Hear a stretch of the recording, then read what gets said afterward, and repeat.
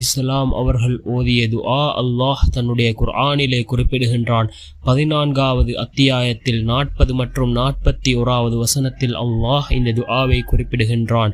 நபி இப்ராஹிம் அலைஹிஸ்ஸலாம் அவர்கள் இந்த துஆவை ஓதியிருக்கிறார்கள்.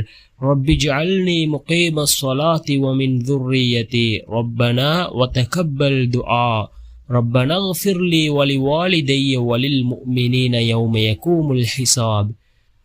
رب اجعلني مقيم الصلاة ومن ذريتي ربنا وتقبل دعاء ربنا اغفر لي ولوالدي وللمؤمنين يوم يقوم الحساب.